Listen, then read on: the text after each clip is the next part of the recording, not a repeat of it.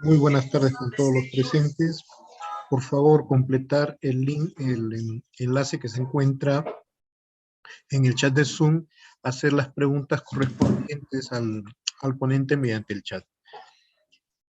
Tenemos la telecapacitación programada para el día de hoy, miércoles 16 de marzo. Los saludamos desde la red de salud Abancay, Dirección Regional de Salud Apurímac del Ministerio de Salud.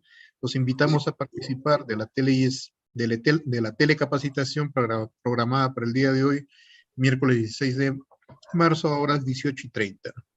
El tema es dificultades para el aprendizaje en edad escolar. Estará a cargo del médico cirujano Lino Pinto Casaverde, médico neurólogo, quien viene elaborando en el Hospital 4 Augusto Hernández de Salud Ica.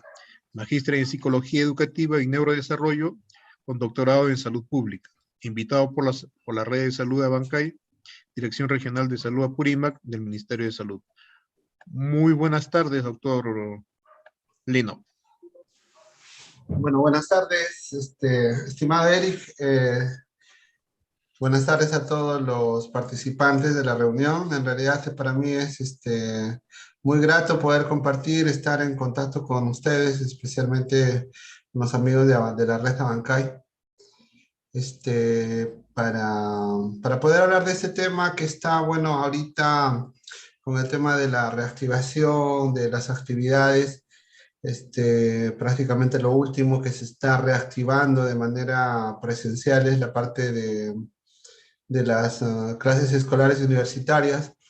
Sin embargo, esto nos puede conllevar a identificar algunos problemas del aprendizaje, ¿no? Que es de lo que queremos compartir el día de hoy.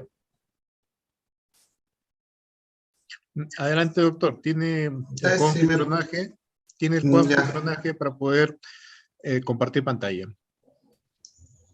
Ok.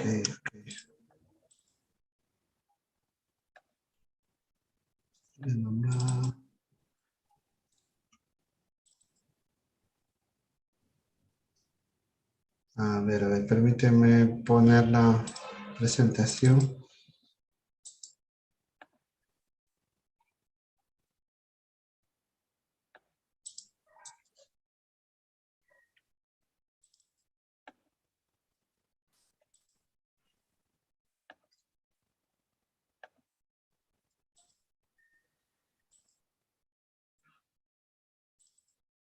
A ver si me puedes ayudar, ¿cómo puedo compartir la pantalla? Tengo la presentación acá en la computadora, pero...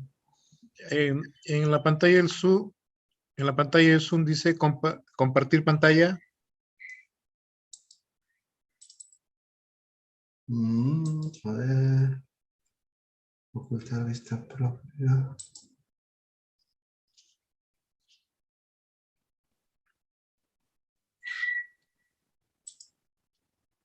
Y ya, ok. ¿Ahora sí se puede ver? Sí. Ya, Sí, perfecto. Ya, entonces, como les mencionaba, el tema que quería abordar con ustedes el día de hoy son las dificultades del aprendizaje. En realidad, dificultades del aprendizaje se definen como aquellos problemas del neurodesarrollo que se manifiestan con dificultades para acceder a los aprendizajes de forma normal, ¿no? Estas en realidad no son enfermedades, no son patologías, generalmente obedecen a alteraciones tipo peculiaridades neurológicas que dan lugar a problemas de acceso al aprendizaje, ¿no? Entonces, dentro de este tipo de dificultades del aprendizaje, los más prevalentes están a la cabeza la dislexia y el trastorno por déficit de atención e hiperactividad, lo que conocemos como TDAH. La dislexia va en un orden de 3 a 5% a nivel mundial en los estudios de prevalencia que se han hecho. El TDAH de 5 a 7%, que debe ser el problema del neurodesarrollo más frecuente, es decir, que en un aula de 25 alumnos o de 30 alumnos que tenemos, tenemos uno o dos niños con este tipo de problemas, ¿no? El trastorno específico del lenguaje va en un orden entre 1.3 hasta el 3%, y el trastorno del espectro autista, que no son todas las dificultades de aprendizaje, son, digamos, las más preponderantes, las más importantes, las que vamos a ver, las más frecuentes. La prevalencia del trastorno del espectro autista o del autismo en la niñez va entre 0.5 a 1%, que también, como se ve en los últimos años, existe una tendencia al incremento de este valor, ¿no? Y entonces, para hacer una estadística de la prevalencia global, es que no es que se suman todos estos valores, sino que se debe entender que muchas patologías comparten las dificultades, ¿no? Es decir, un niño con TDAH puede ser disléxico, puede tener a su vez discalculia, un niño con trastorno del espectro autista puede tener también un problema de trastorno específico del lenguaje, este, o dificultades para aprender la lectoescritura, ¿no? Entonces, comparten manifestaciones, entonces es por eso que no se puede sumar todos estos valores de prevalencia, pero sí se estima que en promedio 7 a 8% de la población escolar tiene alguna dificultad específica del aprendizaje. Y vamos a ver algunos de los más preponderantes, y si ustedes tienen alguna pregunta con respecto a algún otro, pues me lo hacen saber. En primer lugar, hablábamos de la dislexia. ¿Y qué es la dislexia? En realidad es una dificultad específica del aprendizaje, ¿no? Para los procesos de aprender a leer y a escribir, ¿no? Existe una resistencia para aprender a leer, y es una dificultad específica porque da igual el entorno cultural en que estemos, el idioma que hablemos, la metodología que se utilice, van a presentarse estas dificultades para el aprendizaje de la lectoescritura. En cuanto al trastorno específico del lenguaje, es otro tipo de dificultad del aprendizaje, ¿no?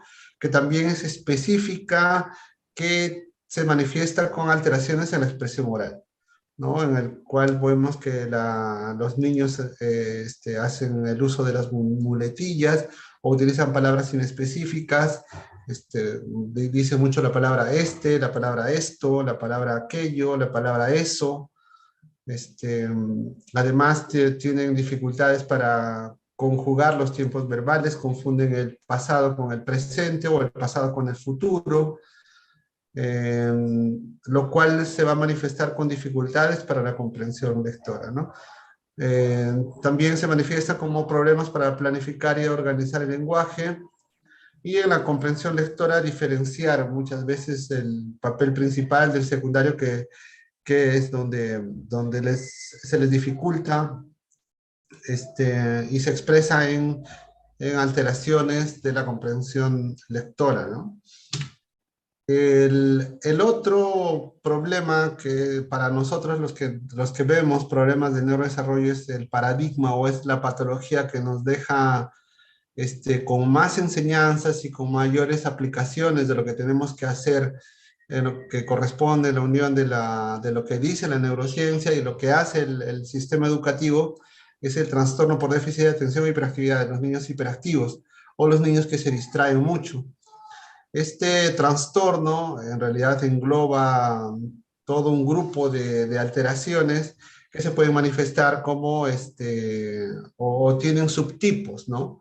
El subtipo inatento, en el que el niño se distrae con mucha facilidad, ¿no? La frecuencia de distraibilidad es muy alta, y hasta los docentes, los papás dicen de manera coloquial que los niños se distraen hasta de lo que pasa una mosca, ¿no? El otro tipo es el tipo impulsivo, hiperactivo, que casi siempre coexisten, en el que el niño no puede estar quieto en su sitio, se levanta de su sitio en la clase, interrumpe, tiene con conductas disruptivas. y genera disfunción, tanto en el ámbito escolar como en el ámbito del hogar, en el ámbito familiar, y lo que a su vez conlleva con problemas de rendimiento escolar, porque tienen dificultades para el aprendizaje, dificultades para, para entrar en atención, en concentración, prestar atención al detalle, para obedecer preguntas, para responder exámenes, de lo que el sistema educativo tiene actualmente, y se manifiesta como una dificultad para el aprendizaje. No es una enfermedad, es un síndrome neurológico, es decir, que tiene múltiples causas y múltiples manifestaciones, ¿no? Y lo que veíamos en la experiencia bueno, la poca experiencia que tenemos manejando este tipo de temas, es que además de esta peculiaridad neurológica, existe una dificultad en la adaptación al método que se viene utilizando en el colegio, ¿no? Existe lo que se sabe, lo que podemos notar es que el sistema educativo lamentablemente sigue trabajando, dándole la espalda a la ciencia, ¿no? Lo que dice la neurociencia, ya hay muchos estudios que nos indican cuáles son las metodologías que se deberían implementar y cómo es que el cerebro aprende. Sin embargo, todavía tenemos nosotros el modelo educativo de los colegios de la Revolución Industrial desde 1900, en el que se utiliza la metodología de las clases magistrales, la lectura del libro de texto, sesiones de 45 minutos, tras 45 minutos, los niños sentados como entes pasivos de la educación, lo cual va en contra de lo que nos dice la neurociencia en la actualidad. El trastorno del lenguaje no verbal. Esto está en boga últimamente porque engloba todas las dificultades, sobre todo de psicomotricidad. Hay niños que son torpes para la motricidad fina, son un poco lentos o no tienen mucha agilidad para aprender los deportes. A su vez tienen problemas de discalculia, alteraciones o dificultad para el razonamiento matemático, y todo esto se engloba dentro de los trastornos del lenguaje de tipo no verbal, ¿no? Esto generalmente tiene diferentes causas, tiene un componente de tipo genético, casi como las anteriores patologías que hemos descrito, y también tiene un componente importante del aspecto del riesgo perinatal, desde la concepción, desde problemas durante el embarazo, llámese problemas emocionales, problemas de anemia, problemas de falta de suplemento de ácido fólico, problemas de infecciones urinarias durante el embarazo, amenazas de aborto, partos prematuros, bajo peso al nacer, asfixia perinatal, problemas de histericia neonatal, infecciones, convulsiones neonatales, convulsiones febriles, etcétera, pueden presentar o acarrear lesiones mínimas a nivel del cerebro que pueden repercutir en cuanto al neurodesarrollo posterior, ¿no? Y esto, evidentemente, con lo que conlleva a dificultades en el aprendizaje. Otra alteración es la discalculia, ¿no? Que se manifiesta como dificultad para razonar y representar bien los símbolos matemáticos, ¿no? Esto es muy característico en los niños con hiperactividad, a los niños TDAH, ¿no? Los niños tienen dificultades para sumar, restar, multiplicar, dividir, para todo la parte operativa de las matemáticas, ¿no? Y también es un trastorno de tipo específico, ¿no? Y entonces, nosotros desde la parte clínica veíamos que solamente hacer el diagnóstico que nos corresponde, en este caso a los neurólogos, los neuropediatras, hacer el diagnóstico de estas dificultades para el aprendizaje. Si nos quedamos solo en el ámbito clínico, no llegamos a resolver mucho el problema. Nosotros tenemos muchos pacientes con trastorno del espectro autista, niños con TDAH, a los cuales les damos medicación, pero si la responsabilidad no se comparte con profesores y padres de familia, el esfuerzo que hace el equipo de salud con psicólogos, con fisioterapeutas, con terapeutas de lenguaje, con neurólogos, neuropediatras, etcétera, cae en un saco roto si es que, como les digo, no se conjuga con el apoyo de los padres y de los docentes. Entonces, existen algunas recomendaciones que desde el punto de vista neurofuncional se hacen como aportes para esto, y esto no es una invención mía. Existen muchos estudios que he querido, digamos, pasarlo a una parte un poco más didáctica, más sencilla de poder traducir. Y existen modelos de recomendación para trabajar con niños con dificultades del aprendizaje. No existen ya medidas establecidas que favorecen el aprendizaje, y no solo a los niños con dificultades de aprendizaje, sino para todos los niños. Para todos los niños. Sobre todo estas recomendaciones son para niños de 0 a 12 años, ¿no? Entonces, a veces utilizamos, como les decía, la metodología de la revolución industrial, de la escuela analógica, que la transmisión de información novedosa muchas veces se da de manera verbal, ¿no? O se recomienda, se pide que los niños lean el libro, el tema que van a desarrollar en clase, sin que tengamos un conocimiento ni del léxico, ni del vocabulario nuevo que se puede estar utilizando, o de la transmisión verbal, y estas dos medidas son de las menos eficaces que conocemos, ¿no? Y cuando se insiste en utilizar este tipo de metodología en la que la transmisión de la información sea de tipo verbal, lo que hacen los niños es un mal aprendizaje, o hacen el uso de lo que conocemos como la memoria no significativa.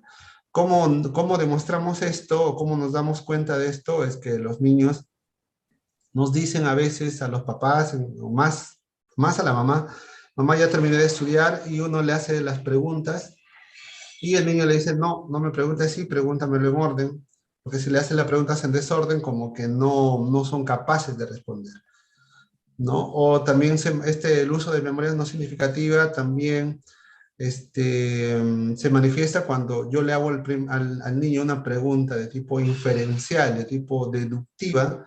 El niño no es capaz de contestar o de explicarme con sus propias palabras el contenido de lo que está estudiando, ¿no? O a veces aprenden de memoria, y una frase que se encadena, se les olvida una palabra y se cae todo el resto de lo que venía posteriormente de una frase que ellos memorizaron, ¿no? Entonces es un aprendizaje no significativo, que definitivamente no es una recomendación de entrenamiento cerebral adecuado, ¿no? Debería ser el objetivo de lo que hacemos en el colegio. Entonces, ¿qué cosa se recomienda? Se recomienda los soportes audiovisuales que nos permiten aportar continente al contenido. Existía de las famosas frases de Confucio, lo escuché y lo olvidé. El otro era lo vi y lo entendí, y la otra parte de la frase dice que lo hice y lo aprendí. No, esto más que una frase, en realidad tiene su sustento desde el punto de vista neurológico, porque se utilizan multicanales sensoriales, ¿no? En un soporte audiovisual, viendo un video, la información verbal que puede demandarme entre 15 a 20 minutos, en los videos, viendo los contenidos con soportes audiovisuales, este tiempo puede bajar considerablemente, ¿no? Una carga de información que me demora 20 minutos, la puedo bajar en 4 minutos, o sea, más o menos en la quinta parte del tiempo, pasándolo a un video, ¿no? Entonces, y esto definitivamente ayuda mucho para los pacientes disléxicos, para los pacientes con trastornos específicos del lenguaje y para los pacientes con TDAH. Y si estos videos son en pastillas de 30 a 40 segundos con interrupciones, esto es mejor para los niños con estas dificultades, ¿no? Entonces, también se ha medido, el doctor Russell Campbell hace un estudio en el que demuestra la capacidad de retención de estas clases magistrales y él indicaba que aproximadamente el 5% de la información verbal es la que se puede retener cuando se hace una explicación de tipo verbal. Y se estima la retención de video más información verbal, y esta capacidad sube, ¿no? En 30, 40, hasta en algunos casos hasta el 50% de la información se puede retener. Existen ahora aplicativos como el Show Me que nos permiten ver videos editar videos de YouTube, y hay que tener claro que ahora mismo el YouTube tiene prácticamente el 100% de toda la currícula escolar de una forma un poco eh, más ordenada, mejor diseñada que cualquier colegio. Existe una página muy importante que se llama el Khan Academy, que tiene en 27 idiomas prácticamente toda la currícula escolar, ¿no? Así en videos cortos, en el que se puede echar mano de esto, ahora que estamos volviendo a la presencialidad, pero que todavía vamos a tener que utilizar por lo menos una metodología mixta en el que se combine parte de la información, de la educación de manera presencial y parte de la manera virtual, ¿no? Esto, desde el punto de vista neurofuncional, no es recomendable el tema de cómo se ha llevado, pues definitivamente todo el tema del confinamiento y la forma del aislamiento que se ha dado en la parte escolar. En ningún lugar del mundo ha habido tanto tiempo los niños fuera del colegio, ¿no? Entonces, lo que nosotros consideramos, esto es una opinión personal, es que ha sido tiempo los 2 últimos años, sobre todo en niños menores de 12 años, una etapa en la que el aprendizaje ha sido mínimo, evidentemente por las dificultades que se nos han presentado y las dificultades tecnológicas y las dificultades de manejo, de conocimiento de herramientas tecnológicas por parte de los profesores, de los padres, por las limitaciones económicas y las diferencias de poder tener. No es lo mismo ver una clase en una computadora de 24 pulgadas o de una de 18, o ver en una pantalla de celular que no tenga buena resolución. Definitivamente esas cosas marcan muchas diferencias, y evidentemente van a también diferenciar al rendimiento escolar. En cuanto a los tiempos de atención, este concepto de fijarlo es importante, porque el tiempo de atención eficaz en un niño menor de 12 años no supera los 7 minutos. En promedio tiene entre 5 a 6 minutos, es el tiempo de atención de atención y concentración que puede tener un niño. Es decir, si a un niño no le capta la atención y le doy una charla de 25 minutos, evidentemente este niño al quinto o sexto minuto se va a distraer. Y esto no pasa solo con los niños TDAH o con los niños disléxicos solamente, pasa con todos los niños, ¿no? Entonces lo que pasa, y este es un entrenamiento, ¿no? Que este tiempo en los menores de 12 años, en el que raro es que un niño esté concentrado más de 7 minutos, se va entrenando, porque después de los 12 ya este tiempo sube a 12, 15 minutos, y en un adulto pues puede llegar a 25, 30 minutos. Lo que pasa es que nosotros encadenamos horquillas de atención. Pero en menores de 12 años, en el primer bloque puede ser, o en el primer eslabón de la cadena, uno puede tener la capacidad de atender 5 o 6 minutos. En el segundo bloque, por el consumo de oxígeno, de glucosa a nivel cerebral, este tiempo se disminuye, puede ser de 4 a 5 minutos, en el tercer bloque de 3 a 4 minutos. Entonces, ¿qué cosa se recomienda? Se recomienda que entre estos bloques de atención se pueda incluir actividad de tipo aeróbica, ¿no? Actividades de un minuto y medio, sobre todo para trabajo en casa, ¿no? En el que yo puedo estar con los niños interviniendo sus tareas escolares y ayudando con un poco de actividad aeróbica. Y esto también se podría hacer en los colegios tranquilamente, ¿no? Otra cosa es que hay que evitar el estrés.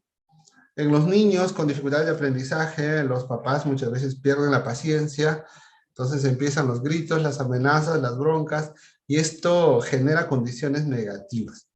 Está establecido que se eleva el neurotransmisor, se eleva el cortisol, lo cual bloquea los dispositivos básicos del aprendizaje, la atención, bloquea la memoria, y la persona prácticamente sometida a estrés va a tener repercusiones. Y hay que tener presente que el estrés es el enemigo del aprendizaje.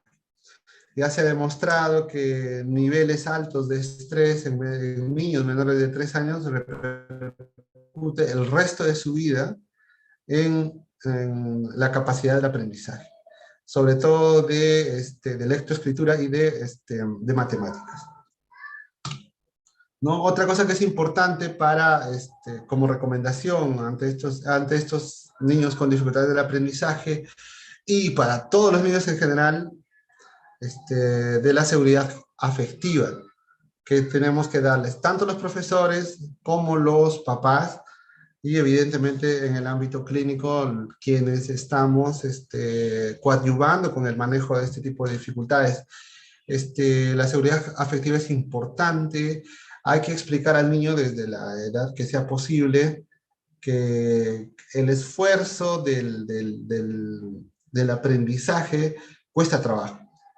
Si a un niño que no tiene dificultades del aprendizaje le cuesta como 10, a un niño con dificultades del aprendizaje ir al colegio, el desgaste es como de 3 a 5 veces mayor, ¿no? Entonces es importante brindarles tranquilidad, hay que explicarles nuestras emociones del adulto. Si yo como adulto voy a ayudarle en sus tareas, voy a ser el acompañante de su periodo de aprendizaje, porque evidentemente los papás, la familia, los tutores tienen que involucrarse con los niños con este problema, y como hemos visto en la prevalencia de estos casos, vamos a tener prácticamente un 10% de los niños con alguna dificultad de aprendizaje, ¿no?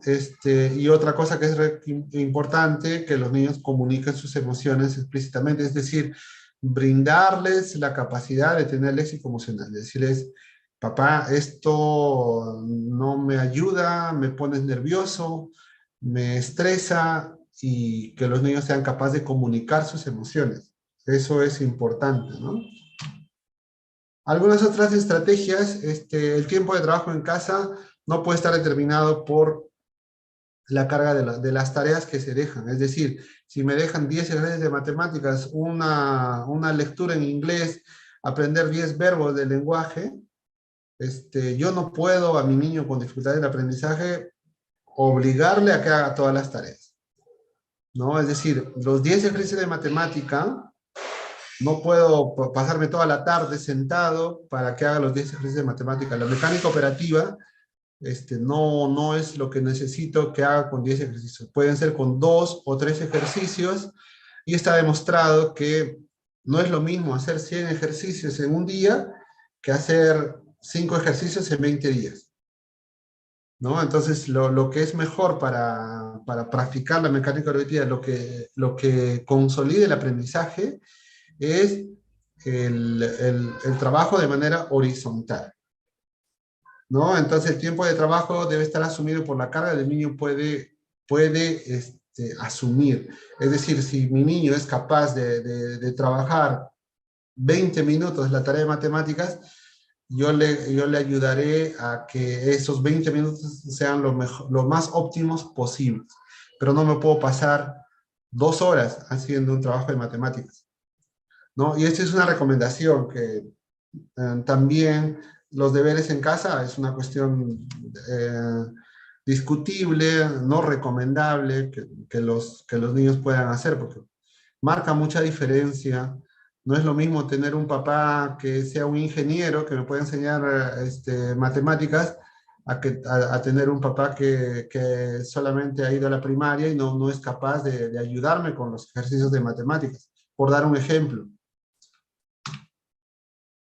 ¿no? Lo que les mencionaba, no es lo mismo hacer 10 ejercicios de matemáticas en un día, en hacer 2 ejercicios donde yo tenga claro la mecánica operativa que tengo que utilizar, que hacer esta misma carga de trabajo, 2 ejercicios de matemáticas en 5 días, es decir, de manera horizontal, ¿no? Les mencionaba del estudio que hizo el doctor Russell Barclay, ¿no? En el que él hacía un análisis si los niños con TDAH, cuando se les incrementaba la carga de trabajo, si estos niños mejoraban el nivel de aprendizaje. Es un estudio que hizo el 2019, bastante interesante, y la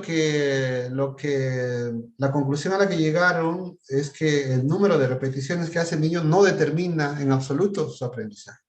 Lo que sí se recomienda, y lo recalcaba en la anterior diapositiva, es que las cargas cortas de trabajo en forma transversal mejoran y ayudan a la consolidación del aprendizaje, ¿no? Y también se hace una estimación del tiempo que se invierte, del esfuerzo que se invierte en la escolarización de estos niños con dificultades del aprendizaje, es a 3 a 5 veces mayor, ¿no? Si esto lo multiplico, ellos tienen carga de 6 horas en el colegio, y un niño un niño normativo, un niño sin problemas de aprendizaje, se demora 1 hora en hacer la tarea, del otro niño se demorará 3 o 4 horas.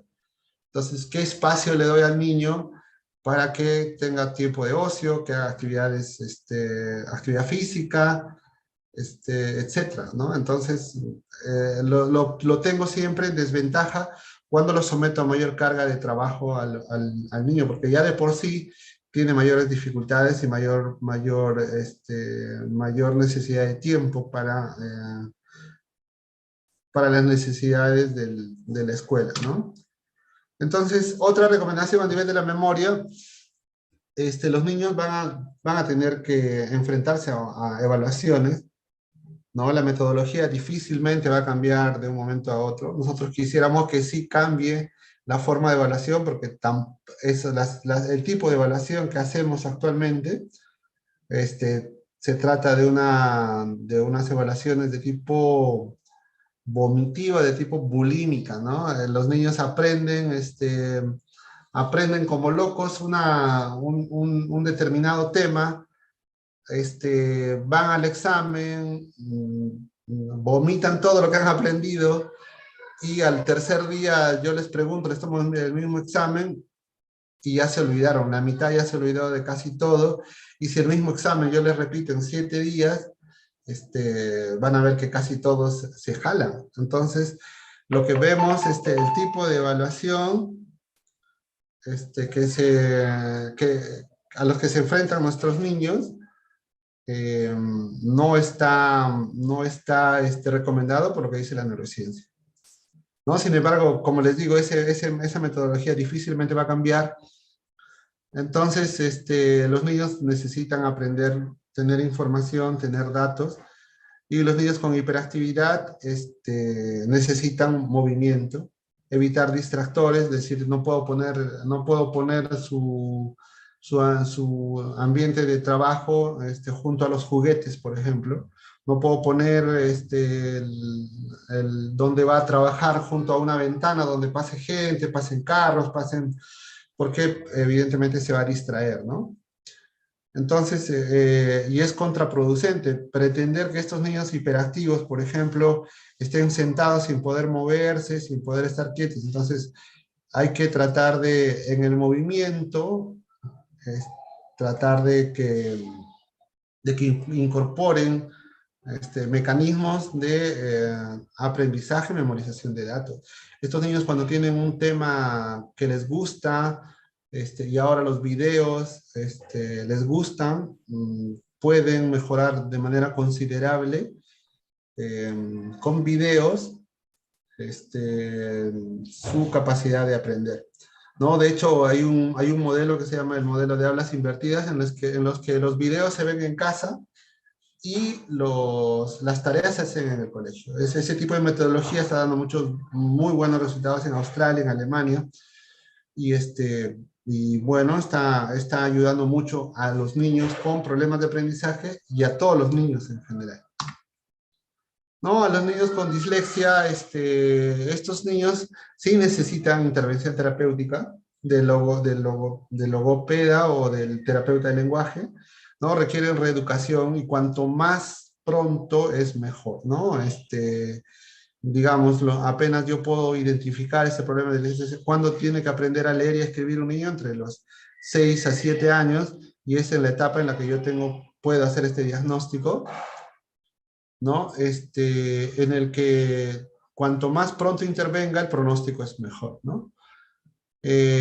Igual estos niños con problemas de dislexia tienen problemas en aprender a leer y problemas en aprender a escribir, pero si yo les doy la información de manera verbal, yo les leo lo que tienen que hacer, los niños con audiovisuales no van a tener problemas en captar la información, y esto mejora considerablemente el razonamiento lingüístico. Y hay que tener presente que los niños tienen un proceso de aprendizaje de cocción lenta. Todo va lento. Muchas veces los colegios quieren que los niños en inicial aprendan sabiendo a leer y escribir, y eso de verdad va también en contra de la neurociencia. No tiene ninguna justificación, no tiene ningún objetivo a mediano ni largo plazo. Entonces hay que tener presente esta frase de que la cocción del aprendizaje de los niños es la cocción lenta. Muchas veces queremos meter al horno microondas a la máxima potencia para que los niños aprendan a leer y escribir a los 9 años, como un niño de 18, y en realidad estamos yendo en contra de los procesos naturales del aprendizaje. Y bueno, eso es todo con respecto a lo que he querido hacer un pequeño resumen. A mí me interesaría más escuchar algunas preguntas y poder absorber algunas inquietudes que puedan tener ustedes, que con el mayor gusto, si está en mi posibilidad, estaré encantado de responder. Muy agradecido, doctor Lino, por la presentación. Un tema muy importante para los padres de familia y también para los docentes, el poder hacer la identificación inmediata de algún tipo de trastorno en lo que es la forma de aprendizaje en los niños. Los invitamos a completar el formulario que se encuentra en el chat del Zoom, y por el mismo medio, el chat del Zoom, hacer las preguntas correspondientes al ponente. Doctor, una vez que un profesor o un padre de familia identifica que su niño tiene algún tipo de factor de distracción en el aprendizaje, ¿a qué especialista o a qué persona debe acudir?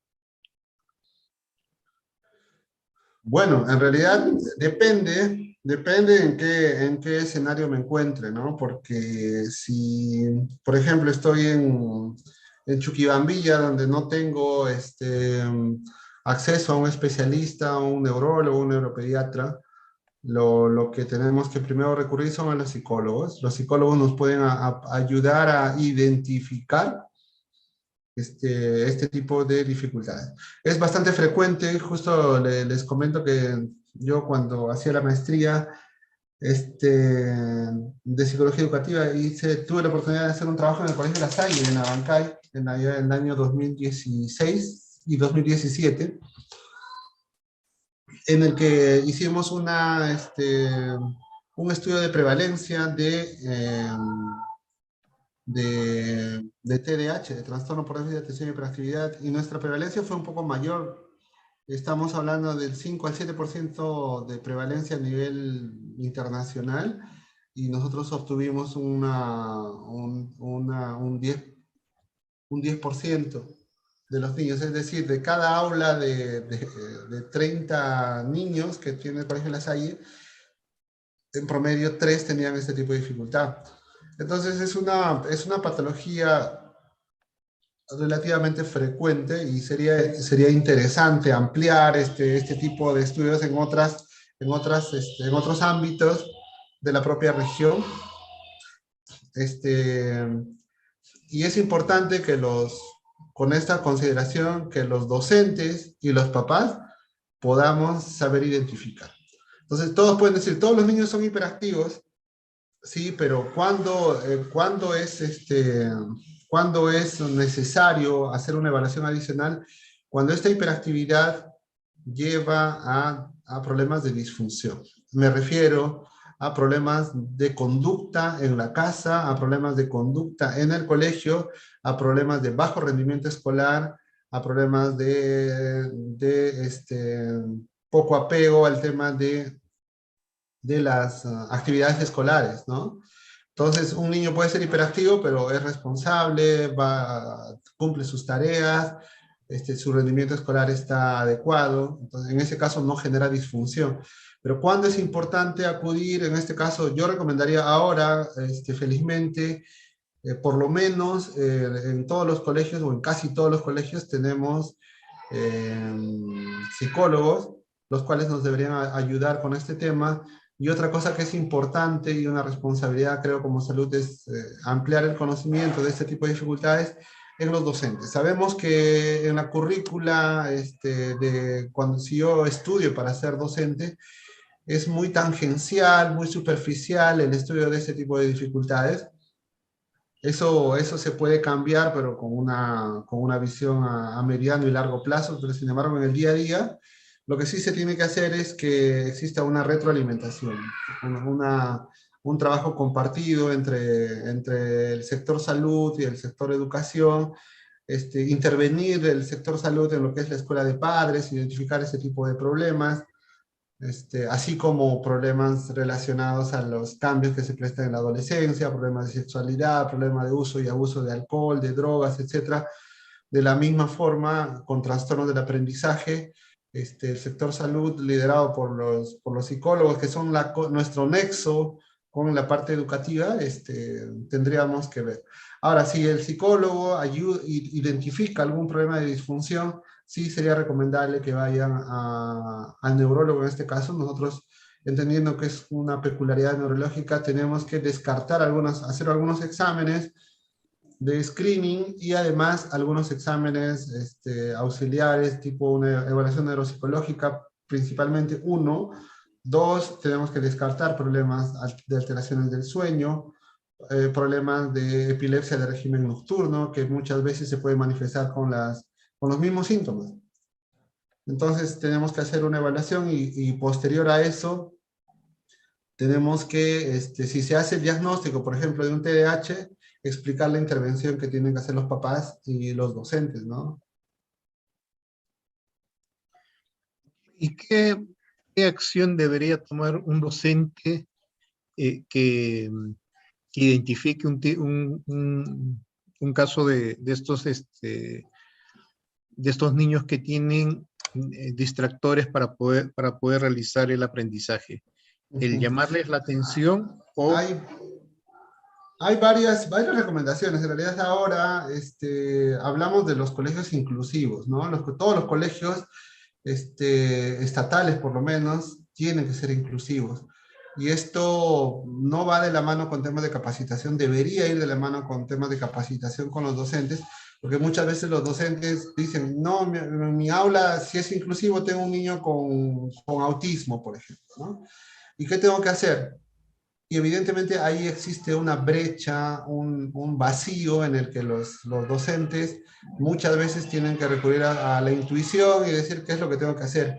y a veces estas miradas este acompañamiento que tendría que haber de manera preferencial a estos niños se convierten en miradas tóxicas, lo cual es contraproducente. Este niño me interrumpe las clases, este niño no me deja avanzar, me retrasa, no me va a ayudar con los objetivos, encima el estrés de la dirección, etcétera. Son cosas que cotidianamente vemos y que hacen que los niños tengan este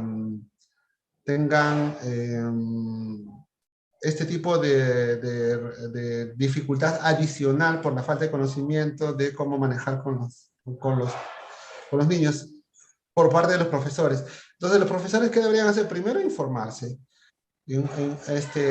Informarse mejor del tipo de patología a la cual se están enfrentando, el tipo de singularidad neurológica a la cual se están enfrentando, pero las medidas que hemos presentado ahorita, ayudar a mejorar con el uso de audiovisuales, entender que los niños tienen un proceso de aprendizaje más lento, que necesitan más esfuerzo, por ejemplo, el tema de evaluación, darles más tiempo. Si yo a un niño le doy un examen de 1 hora, a un niño con dificultad del aprendizaje le puedo dar 1 hora y media sin ningún problema. Eso no le va a generar ninguna dificultad al profesor. De repente, hacer a los niños exámenes secuenciados, le doy 5 preguntas, que termine, que se relaje un ratito, le doy otras 5 preguntas, que se relaje otro ratito y le daré las últimas 5 preguntas. O la evaluación de tipo verbal. Le doy un video y que me explique, o una pregunta. Entonces, sería cuestión de variar y hacer un traje a la medida de acuerdo a la dificultad que tenga, ¿no? Nuestra forma de evaluar es genera mucha diferencia. Lo que veíamos, no sé si hay un dibujo muy famoso en el que están todos los animales de la selva. Está el mono, está la ballena, está el elefante, está la culebra, etcétera, y el examen es subir al árbol, ¿no? Entonces ya de por sí están jalados el elefante, la ballena, entonces no podemos hacer evaluaciones de ese tipo. Y lo que se está viendo ahora con la metodología que se viene utilizando es que se hacen evaluaciones de ese tipo. Entonces deberías diferenciarse en la forma de evaluar a estos niños de acuerdo a cada patología. Y sí, ahí necesitamos que los profesores se involucren un poquito en conocer este tipo de temas y los psicólogos nos ayuden de nexo para también hacer una retroalimentación o una especie de capacitación a los docentes de información en cuanto al manejo de este tipo de dificultades, ¿no? Y doctor, con respecto a lo que es la alimentación, ¿qué tipo de alimentación se puede realizar para que mejore lo que es la capacidad de aprendizaje, la capacidad de captación que tienen los niños? Bueno, es una buena pregunta. En realidad, hay en general, eh, hay que primero determinar cuál es la causa del problema, ¿no? Hay muchos niños con déficits nutricionales que definitivamente repercuten en el desarrollo cerebral. Los niños con anemia, los niños con déficit de ácido fólico, evidentemente van a tener menos ventaja en cuanto al aprendizaje. Es por eso que se hace un trabajo arduo, muy importante desde el sector salud en el suplemento del hierro, en la mejora de la alimentación, etc. Sin embargo, nuestros índices de desnutrición y anemia todavía siguen siendo importantes. Al margen de eso, sí es importante, por ejemplo, seguir con la suplementación de hierro, de ácido fólico, de suplementos vitamínicos que tengan vitaminas del complejo B, la tiamina, la piridoxina y la cianocobalamina, que son vitaminas del grupo del complejo B, ayudan, ¿no? De hecho, para algunas patologías hay algunas dietas importantes, ¿no? Que a veces funcionan. Por ejemplo, en el caso del TDAH, de los niños hiperactivos, es recomendable evitar cosas estimulantes, ¿no? Por ejemplo, la cafeína, o bebidas muy azucaradas, que pueden exacerbar un poco la patología, ¿no? Pero en general sí se recomienda en lo posible tener una dieta lo más balanceada posible con proteínas, vitaminas, carbohidratos, pero evidentemente evitar grasas saturadas y alimentos altos en azúcar en general. Doctor, ¿habría algún tipo de influencia para que se pueda producir estos casos de niños con déficit de atención, ya sea de agresiones psicológicas o físicas, tanto en la escuela como en sus hogares? No, en general, como les mencionaba, niños con situaciones de estrés van a generar problemas de dificultades en el aprendizaje. Cualquier entorno emocional contrario a lo afectivo, o sea, situaciones de estrés van a repercutir en el tema de la respuesta a nivel del aprendizaje. Uno, dos, se sabe que, por ejemplo, patologías como el TDAH tienen una carga genética, ¿no? ¿Y cómo se manifiesta un TDAH en un adulto? Que tiene alteraciones generalmente si no ha sido bien llevado, o sea, tiene problemas de conducta, tendencia a la irresponsabilidad, a la inconsciencia, es lo que se conoce como las personas inmaduras, problemas con consumo de sustancias, puede ser de alcohol, de drogas, etcétera, problemas de conducta, estabilidad laboral, etcétera. Entonces, y problemas de agresión dentro de la casa, ¿no? Lo cual, alimentar esto más un niño que tiene ya una carga genética para esto puede ser un detonante para que se pueda manifestar de una manera más severa este tipo de cuadros, ¿no? Entonces, sí es importante tener en consideración que la parte de maltrato físico y la violencia familiar, etcétera, repercuten definitivamente en la parte de, de, del aprendizaje, ¿no? En general, y en los niños con dificultades ya con aprendizaje con mayor razón. Los invitamos una vez más a completar el formulario que se encuentra en el chat del Zoom y poder realizar las preguntas mediante el mismo canal del chat del Zoom. Doctor Lino, eh, el, el ambiente social va a llegar a influenciar en algo en estos problemas de aprendizaje en los niños. Perdón, ¿me puede repetir, por favor, doctor? Estaba tratando de leer el chat y me distraje. Discúlpeme. El aspecto social, el entorno social, ¿va a llegar a influenciar en lo que es estos trastornos de aprendizaje en los niños? Claro que sí. Lo que pasa es que, como habíamos visto, la patología más frecuente es el TDAH. El TDAH tiene manifestaciones, el trastorno por déficit de atención e hiperactividad tiene también manifestaciones de tipo impulsivo, ¿no?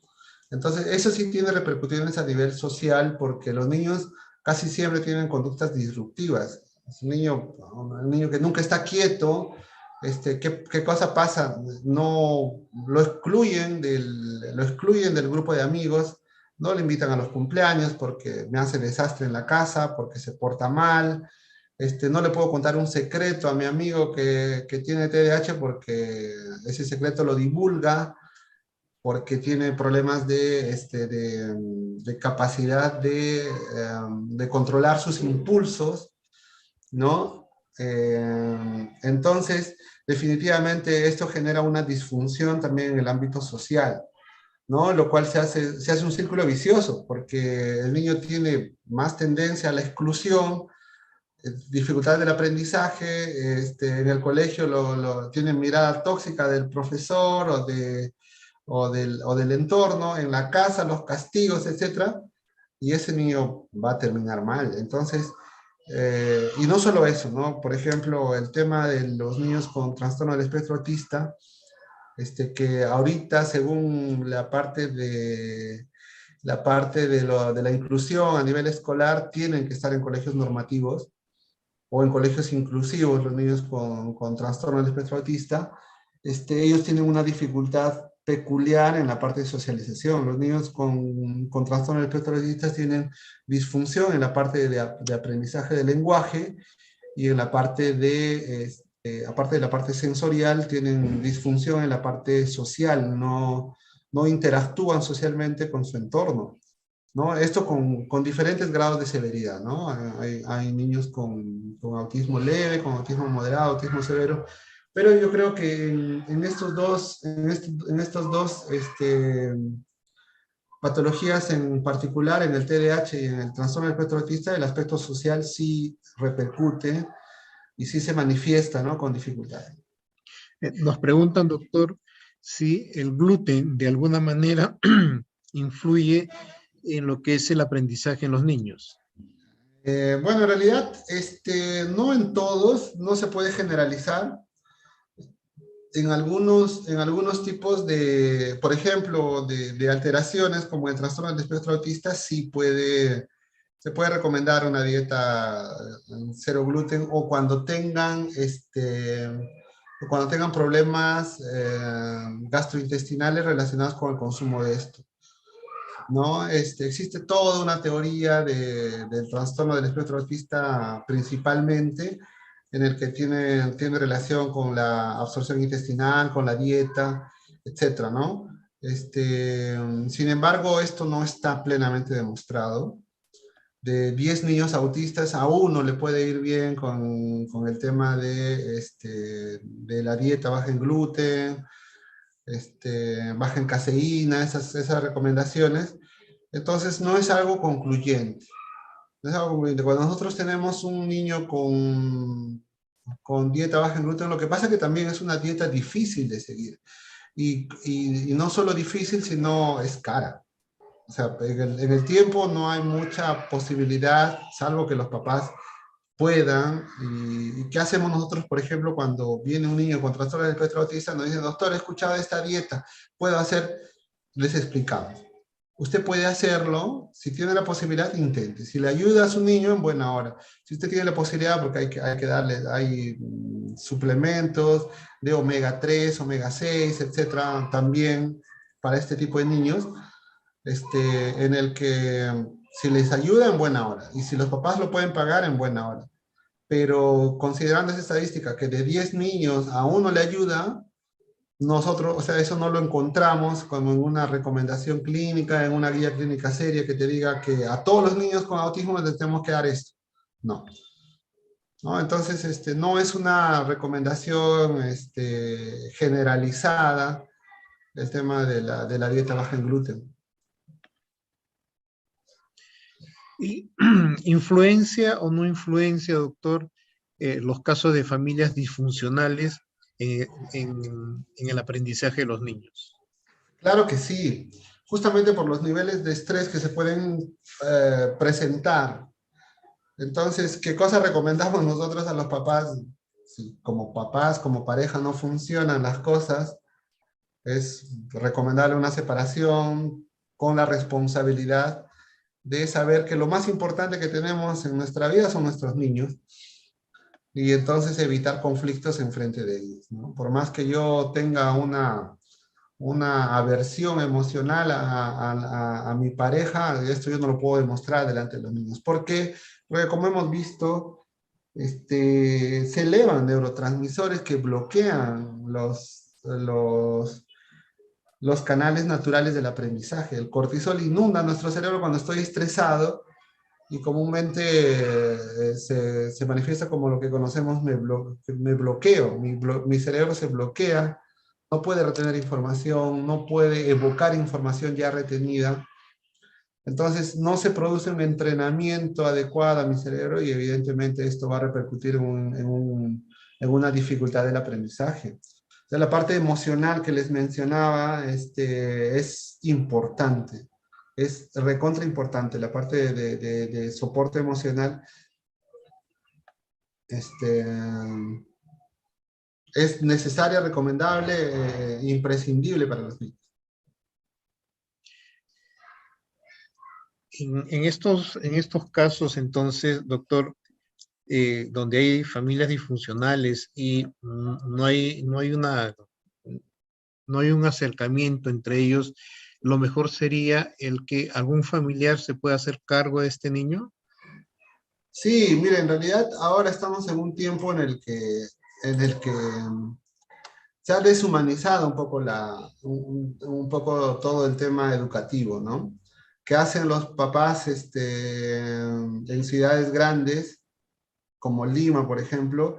Pagan un colegio, pagan la movilidad escolar, pagan a un profesor de apoyo que le ayude a hacer las tardes, las clases por las tardes, a los niños, etcétera. Entonces, por varias razones es difícil que se involucren en el tema educativo. No llevan a los niños al colegio, no comparten sus momentos de estrés, de ir al colegio, de alegría, de recogerlos, etcétera, por varias razones, ¿no? Muchas veces no es porque no me da la gana, ¿no? Evidentemente hay que entender ese contexto también, pero se ha deshumanizado un poco. Entonces, los papás no les gusta ir a las reuniones del colegio, no les gusta ir a la, mm, a la reunión, a las escuelas de padres.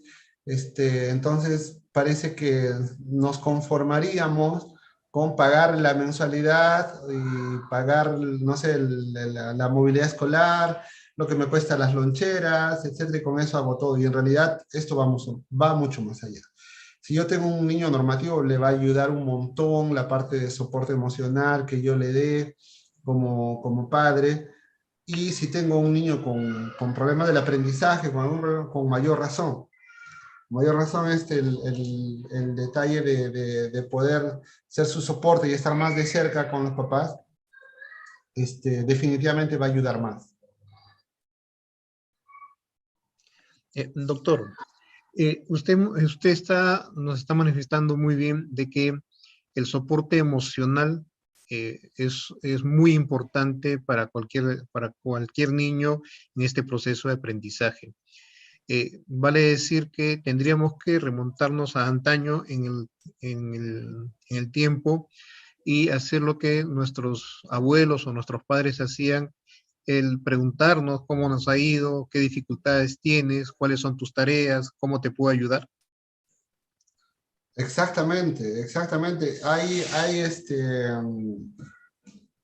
Es por eso que en otros lugares se da tanta importancia al tema del tiempo de los papás. En lugares como que nos llevan la delantera y en las pruebas de tipo evaluación de PISA, la evaluación PISA están a la cabeza, ¿no? En lugares como Finlandia, Alemania, nos llevan la delantera porque evidentemente se da importancia mucho a la parte de soporte emocional y a cómo se involucra todo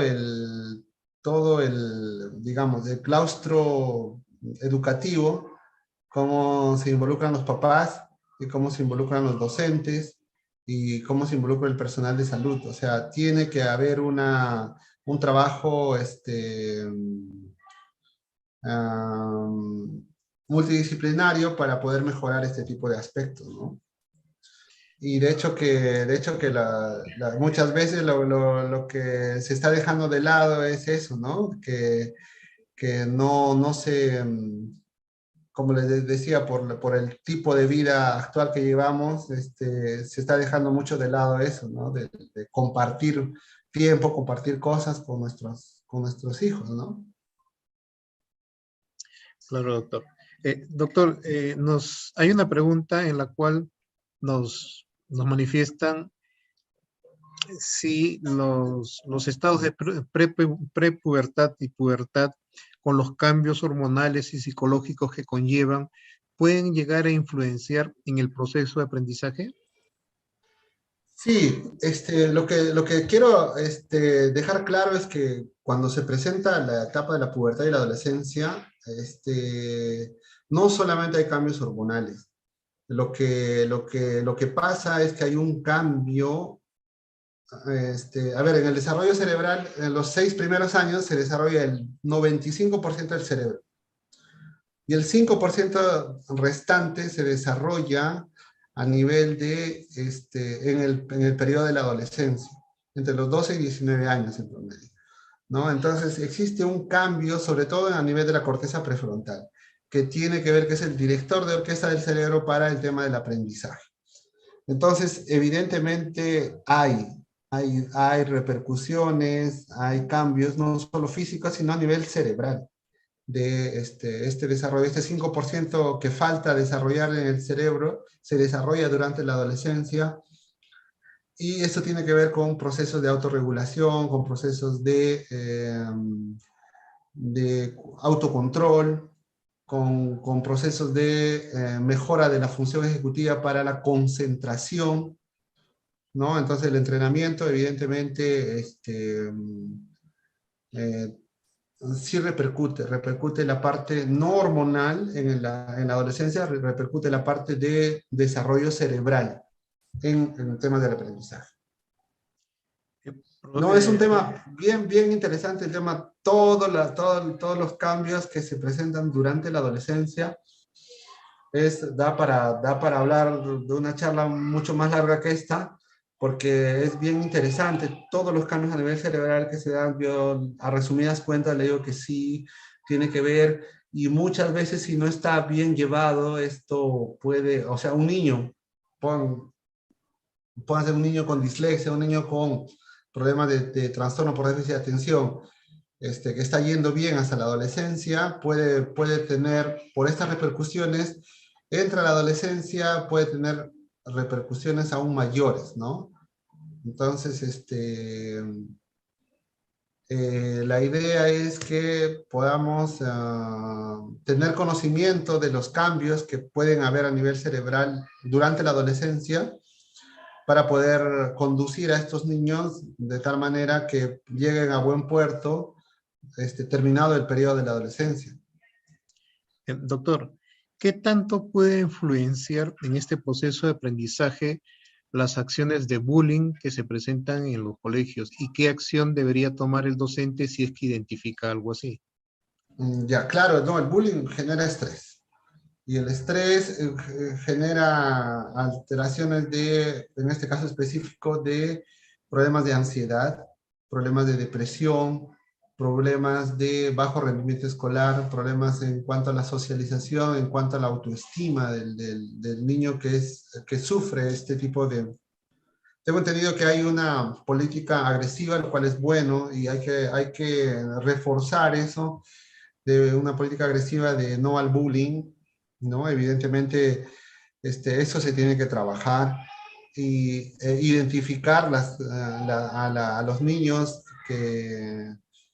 que provocan este bullying, los abusadores y los abusados, ¿no? No como un tema punitivo, no como un tema de castigar al niño que está haciendo el acto de abuso, sino con el fin de identificar y hacer una evaluación y un manejo de tipo psicológico, emocional y conductual, sobre todo a estos niños, cuando se identifique cuál es el abusador. Y con respecto al abusado, definitivamente también necesita soporte psicológico, soporte emocional, soporte a nivel escolar, a nivel familiar, y muchas veces estos niños requieren soporte de ayuda clínica, tanto de parte del psicólogo, muchas veces del neurólogo o del psiquiatra, para manejos de cuadros de ansiedad, cuadros de depresión, ¿no? Entonces, evidentemente, lo que hay que hacer es identificar el abusador y el abusado para poder tomar cartas en el asunto con respecto a la parte formativa, ¿no? No nos olvidemos que muchas veces un niño es el que abusa de otro niño, ¿no? Entonces, ese niño pues no necesita castigo, necesita formación, necesita manejo de la parte emocional, afectiva, conductual, que pueda tener en este caso tanto el abusado como el abusador, ¿no? Bueno, doctor, muchísimas gracias por este tema. La información que se ha vertido es una información muy rica, tanto para padres de familia como para docentes, para que se pueda hacer más cambios en lo que es el manejo a nivel escolar y el manejo a nivel familiar cuando se esté identificando estos niños que tienen algún tipo de problemas con el aprendizaje. Muy agradecido por haber aceptado la invitación para esta telecapacitación, doctor Lino Pinto. Muy bien, muchas gracias. De verdad, un gusto enorme poder estar en contacto con mis amigos de Abancaya, que es mi tierra, a la cual quiero y extraño tanto. Espero estar pronto con ustedes y estoy a disposición de cualquier otro tema de la parte de neurología que ustedes tengan a bien de considerar. ¿No? Yo me desarrollo en la parte clínica, neurológica. Trabajo en un hospital donde en realidad vemos muchas causas de emergencia, de problemas de epilepsia, problemas de SB isquémico, hemorrágico, con mayor frecuencia en la emergencia, y patologías neurológicas múltiples, ¿no? Problemas de cefalea. He tenido la oportunidad de trabajar 3 años en el Hospital Guillermo Díaz de la Vega, en el que, bueno, como neurólogo, que me ha permitido también saber cuál es la casuística, el movimiento de problemas neurológicos que pueden haber en la región. Y una vez más reitero, doctor Eric, mi disposición de cualquier tema específico de la especialidad, estaré dispuesto a ayudarles con mucho gusto. Muy agradecido, doctor Lino Pinto, y muy buenas noches con todos los participantes. Estaremos con un nuevo tema el día de mañana, con el mismo enlace a horas 15 de la tarde. Muy buenas noches.